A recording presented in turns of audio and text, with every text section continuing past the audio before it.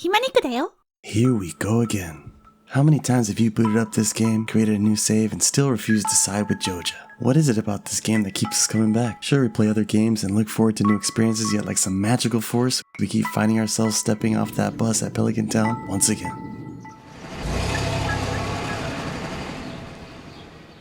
Why is that? Well, let's start with the game's legacy.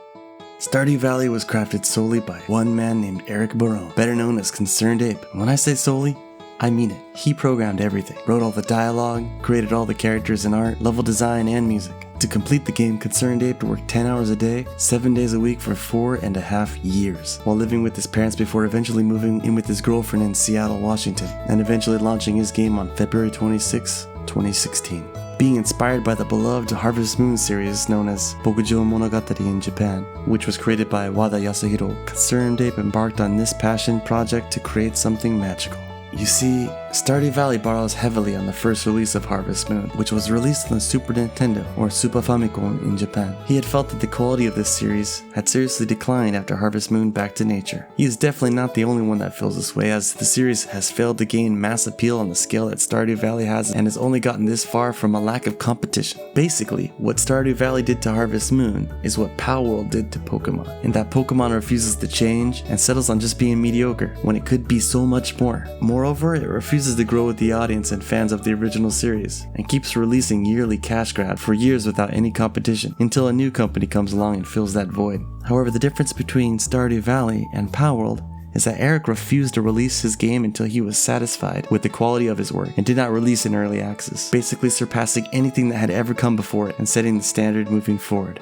Stardew Valley's immersive quality largely stems from Concernedape's meticulous attention to detail. The game world is filled with intricate, handcrafted elements that bring the environment to life, from the changing of seasons and weather patterns to the diverse array of flora and fauna. Each season offers unique crops, activities, and festivals, which not only keeps the gameplay fresh, but it also creates a sense of realism and progression. The villagers' schedules and behaviors also vary with the weather and seasons, adding another layer of depth. Now, these details collectively create a living, breathing world that feels dynamic and responsive, making players feel truly connected to the world and its lore. Now, before we're thrown into this world, we are shown a cutscene that to many of us is just a little too close to home. We start a journey while working at a micromanaged, soulless corporation until we get the opportunity to start over, a new place, a new town.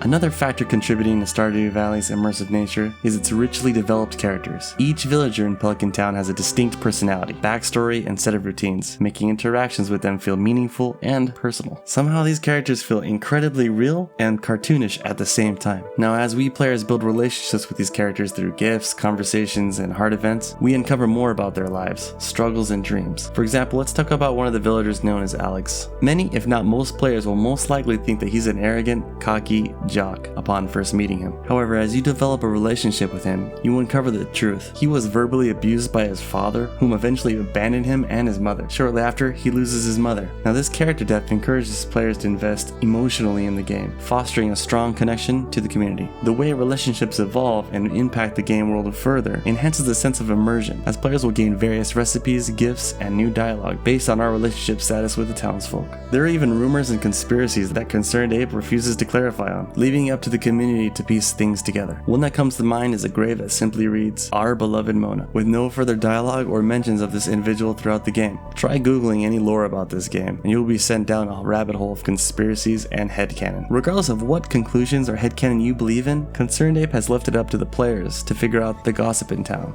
and draw to our own conclusions, which further deepens the lore. Also, thanks for watching this video. My channel is still new, but I appreciate everybody that's taken time to watch my videos, leave comments. It's really keeping me going. If you're interested in Stardew Valley or RPG games in general, you're always welcome here. As long as you watch out for YouTube, you should be fine. 登録するか死ぬかどっち？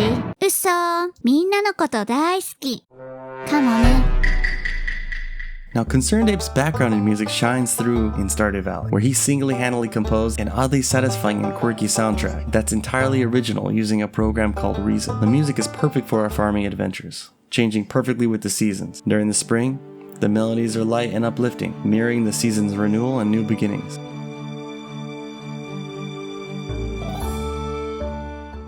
As summer rolls in, the music becomes more vibrant and livelier, capturing the season's energy.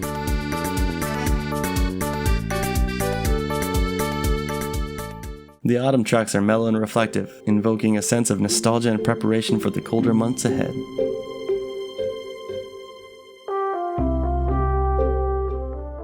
Winter brings on calming music, enhancing the tranquility of the snowy landscape.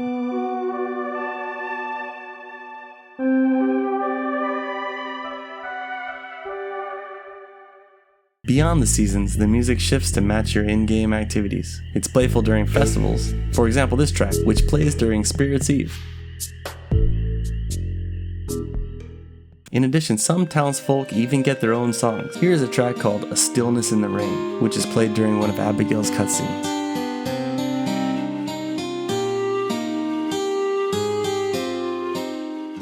And lastly, here's a track for Sebastian called Echoes, which is my personal favorite.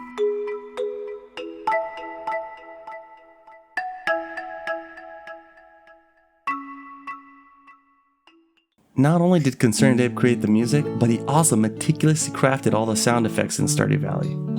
It's hard to explain, but the sound effects just sound right. The cracking of trees when you fell one with your axe, the sounds of monsters when defeated, and the thud of your hoe hitting the soil all contribute to an immersive and satisfying audio experience. Each sound effect is carefully designed to enhance the gameplay, and it just feels gratifying, like popping bubble wrap. There are a few games that nail this oddly satisfying auditory feel, but Stardew Valley stands out, alongside with other classics like Minecraft, Zelda, and Final Fantasy VII. These sound effects are not just background noise, they're integral to the game's atmosphere, drawing players deeper into the enchanting world of Pelican Town. Let's listen to a few of my favorites.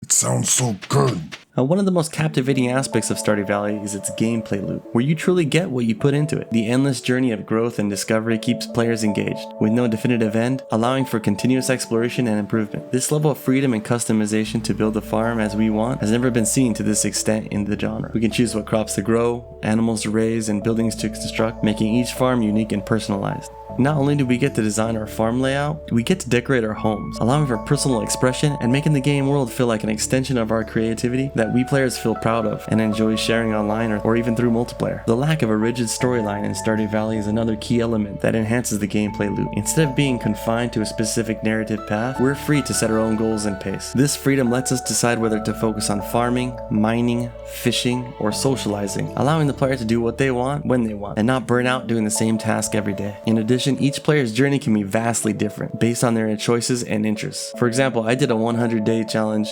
where my main source of income was trash. Concernedape's open-ended approach encourages exploration and experimentation, keeping the gameplay fresh and intriguing through various runs. Another thing that this game does really well is the meaningful progression and rewards. As we invest time in the game and various activities, we see real results and improvements, from trying to get all the types of chickens, making sprinklers for the first time, or improving our relationships with villagers. This sense of progression keeps us motivated to invest in our virtual lives, drawing players deeper into the charming world of Stardew Valley and making every moment spent in the game feel rewarding. So is Stardew Valley perfect? No, it's not. No game is. But it's close enough.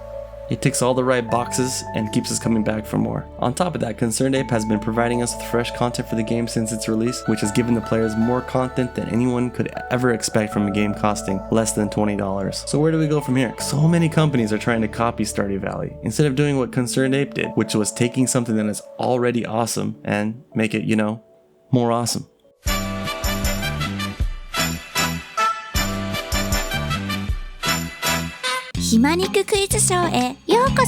Congratulations to the winner from the last video. This item is the wizard stool. 寺森さん、おめでとうございます。Congratulations! いつもありがとうございます。For today's quiz, who is this character? The first person who comments will get a shout out. Anyone after will have their comments placed in the next video. みんなからのコメントも待ってます。What I hope anyone watching this video takes away is that we should not be settling for less in quality than what the game has provided us. We should quit supporting any obvious cash grabs created by money-hungry, corner-cutting companies, and maybe we'll see some more games being released with the same amount of polish that Stardew Valley provides. Until then, I'll see you guys at the Star Drop Saloon. Peace.